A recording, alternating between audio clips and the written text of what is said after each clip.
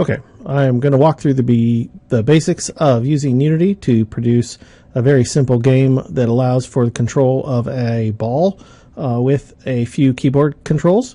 This will introduce us to the idea of 2D sprites, the collision system with colliders, and the physics system with the Rigidbody 2Ds, and a little bit of scripting with keyboard input during the update loop. So this is what we're going to do. The goal is to end up with a working little example. And so to start with, we need some objects to mess around with. So here in our scene, over here under hierarchy, I am going to add an empty object that I am going to call ground. And this is what I'm going to use to build a platform on which to land and bounce and jump and move around. And I am going to make that ground with some cubes. So I need a picture to use, a sprite. So I'm going to import that sprite. This is going to be a PNG, and it's called Unity Stuff. And this is the same PNG that I created by drawing here in Inkscape. I drew out a few different shapes that I can use to build this simple level with. And then I exported from Inkscape out as a PNG with transparency. So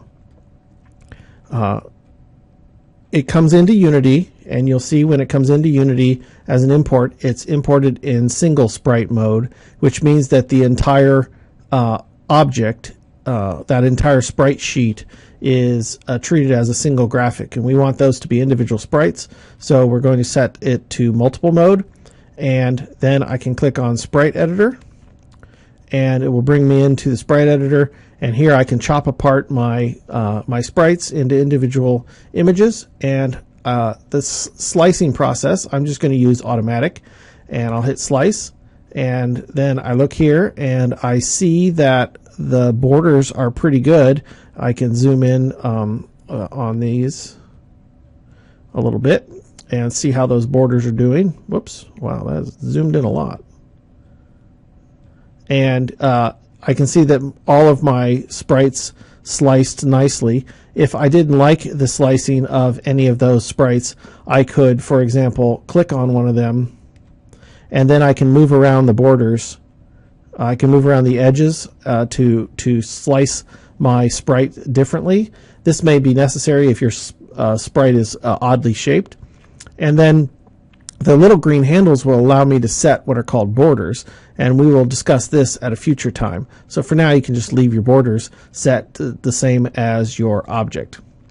When you're done, hit apply and close, and you will now see here in the assets area that the individual graphics are now sliced apart from the single import PNG.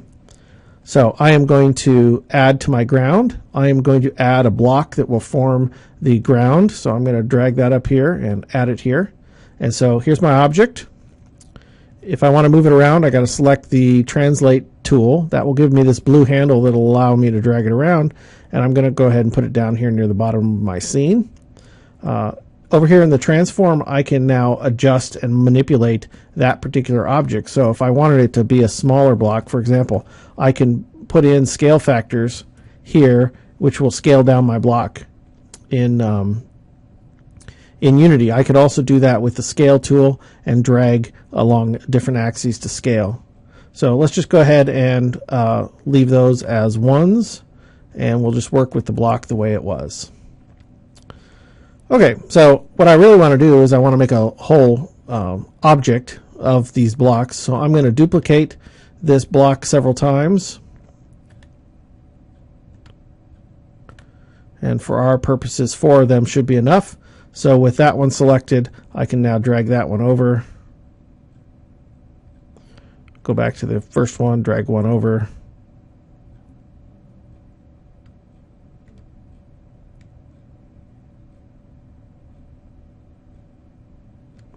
Okay, so there's my object. Nice thing about having those as sub children of the ground object, I can now grab the entire ground object, and all of those children will move around with it.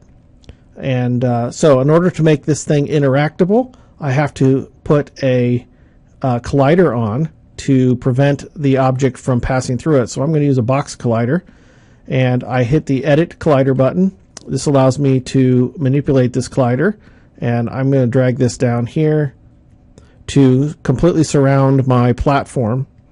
And depending on how close I get to the image will determine when the object stops. So if I leave a tiny bit of room above it, it'll kind of leave that open space that you see in some games. And if I get it really down tight, then the ball will physically look like it's sitting on top of that object. So this is all I need to do for my platform. Since it doesn't have a physics object on it, gravity doesn't operate, so it will just float there in midair, which is exactly what we want. So now we're going to make a player object, and instead of making an empty game object and adding the sprites below it, I can just drag my player object, which in this case I'm going to make it a round ball, and I now have a game object with a transform. I'm going to rename this one player, and it already comes with a sprite renderer associated with it. And so I'm going to move that object up here so it falls, so we can see it, the gravity apply to it. And if I just run it now, Unity doesn't understand that this is an actual physical object for physics to apply to, so we have to add a component to tell that there's physics. And in this case, since it's a 2D game, we're going to add a Rigidbody 2D. The Rigidbody 2D control is the one that applies physics to objects. It's the one that gives the object mass and other effects. So if I actually run it now, you'll see that the gravity now applies to it. But it doesn't stop when it hits the surface, because the rigid body, the physics, is separate from collision detection. Collision detection is done with yet another component. In our case, it's going to be a physics 2D circle collider, and I chose circle collider because it matches my object. And now if I run, there it is. It runs and it collides and it stops. So physics is working so far. So if we don't like the way that thing is bouncing when it gets there, we can add an additional property to this collider. And see down here under collider, here under the material, there's none assigned. It's blank. So if I go to my folder where I created earlier, these assets folder, I'm going to create a new material, and I'm going to create a physics 2D material, and I'm going to call it bouncy. And for that, I'm going to give it a little bit of bounciness. I'll give it a 0.3. Bounciness runs from 0 to 1. 1 would be perfect bounciness. Well, you can, in a real world, it would run from 0 to 1. And this is effectively the elasticity. And if you wanted to do some weird, like sci-fi superhero magic type effect, like make flubber, you could make the value of bounciness go greater than 1.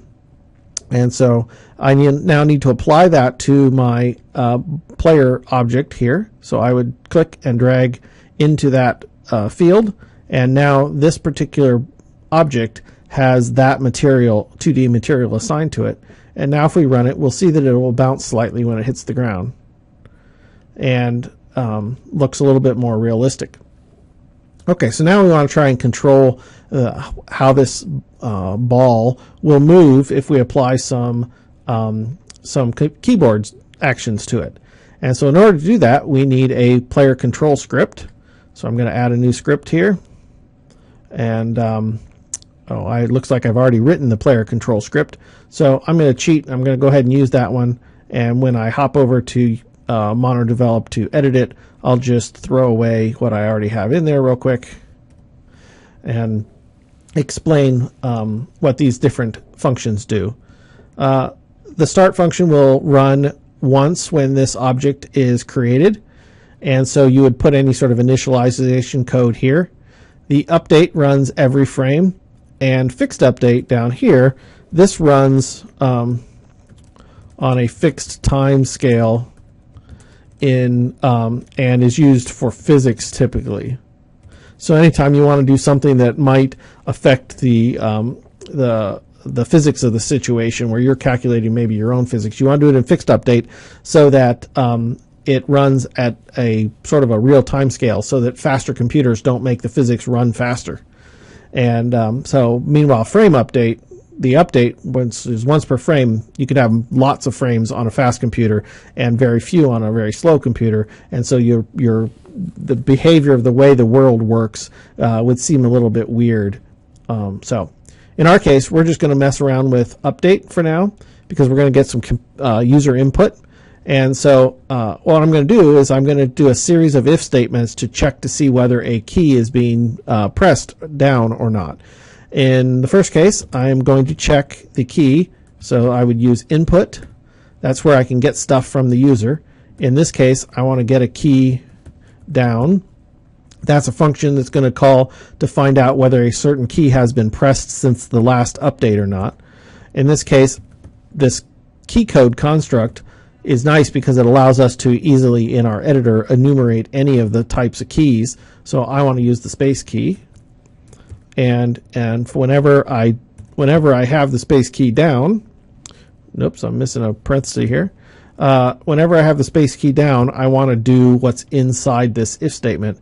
So in this particular case, I want to apply an upward force to the ball as if it was jumping. So in Unity 5, I need to get component, and the type of component I'm looking for is a Rigidbody 2D, because this is the thing that controls all the physics. Adding a force to an object is a physics effect, so that's going to be an effect, a part of Rigidbody 2D. The get component is a method call, so I need to put in the parentheses to tell it to go do that, execute that code. And then now that I have a Rigidbody back, I can now access its sub functions, and you'll notice one of those is add force. So I'm just going to tell it to apply some force to my object, and now I need to tell it which direction to apply that force. So I'm going to create a vector2 dot up, which is a standard vector that is going to point in the upward direction, and then I multiply that unit vector times the amount of force I want to apply. Let's say I apply 200 units of force. These numbers, they do actually relate to the physics engine. You can begin to actually kind of figure out how big they are, but most of the time for me, I just kind of guess and then decide whether I like it after I play with it. So let's see if that thing actually works. So I come up here to build, and I say build all. It's going to come back. It's going to tell me my build was successful. So now I can go back to Unity and run that and see if that code actually affected my object. And so now if I press the space bar, my ball jumps. If I press the space bar multiple times, I actually get sort of that double jumping Mario world kind of effect, which for now is fine with us. We're going to talk about in the future how to avoid that.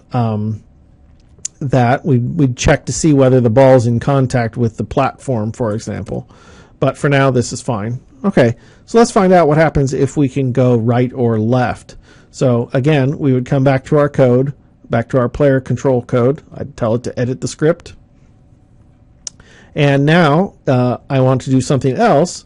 If the input dot get key down is,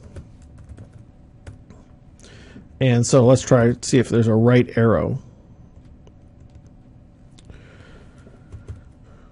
Okay, and what do I want to do when there's a right arrow press? I want to do the same thing I did before. Get component, Rigidbody,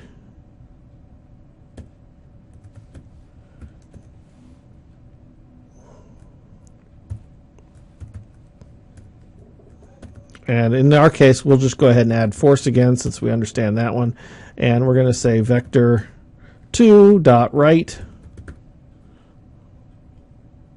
And this is going to be interesting if we start to rotate, but times, and we'll say we're not going to have to overcome gravity here, so let's make it 100 instead of 200 and see how that runs.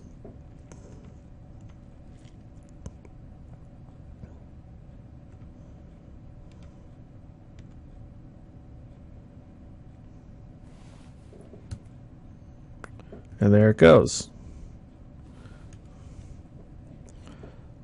Okay, so we can copy that and do the same thing over again if we were to do it on the other axis. So we get the left arrow,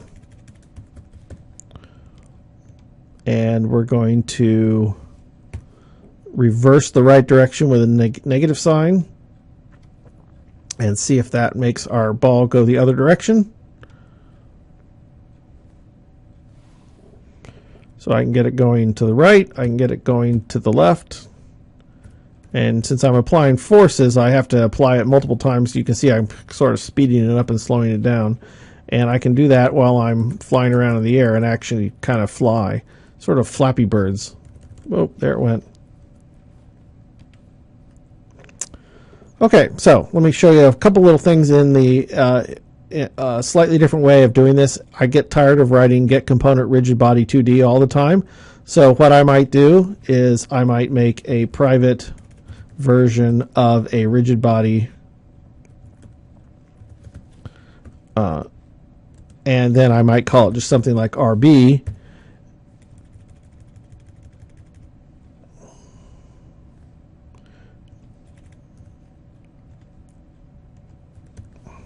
So I've declared a variable called RB to hold a rigid body, and then when I start up, I just tell it that RB is going to equal this get component rigidbody.2D thing. So that grabs me my rigid body and sets it equal to this value, this variable RB. And then down here, I could have written just simply RB dot, and makes my code look a little bit cleaner. I like to do it that way, just probably because I'm lazy and don't want to type out that same thing over and over again. It has the same semantic meaning, means the exact same thing from a perspective of the code, and when I run it, I should end up with the same effect here. And see if I still jump. I still jump, and see if I still move side to side. I do. Can actually hop because of the side to side and the jumping. So there we go. That walks you through how to build your control of your game object with very simple input and scripting commands in a player control script.